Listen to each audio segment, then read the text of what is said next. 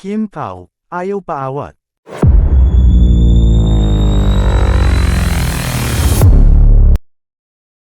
Nagtilian, palakpakan ng Kim Pao fans dahil sa announcement ng Asap Natin To, na bibida sa kanilang show sina Kim Chu at Paolo Avellino. Say nga kasi ng ABS-CBN Studios, paniguradong kikiligin muli ang viewers sa pagkanta ng Kim Pao sa awitin ni Zack Tabuldo. So bongga at ayaw talagang paawat ng Kim Pao, no?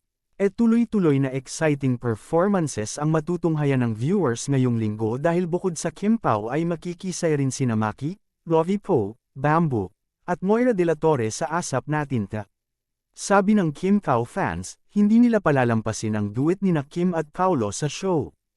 At ang bongga lang dahil muling mapapanood ng fans ang breakthrough artist na si Maki kasama sina Angela Ken at Nico sa kanilang pag-awit ng hit song nilang nga Sikulo. Si Bamboo naman, hindi pa aawat sa rendition niya ng Losing My Religion, at kakantahin naman ni Moira ang version niya ng Your Universe. Si Lovie naman, sasayaw ng trending top hits na tiyak na ikatutuwa ng fans, ha? Siyempre, star-studded ang Asap Natin Ta ngayong linggo at pasample lang nila yan para sa bonggang performances na gagawin naman nila sa kanilang California show. Maagang ang aalis pa Los Angeles, California ang mga kasama sa Asap Natin To, California.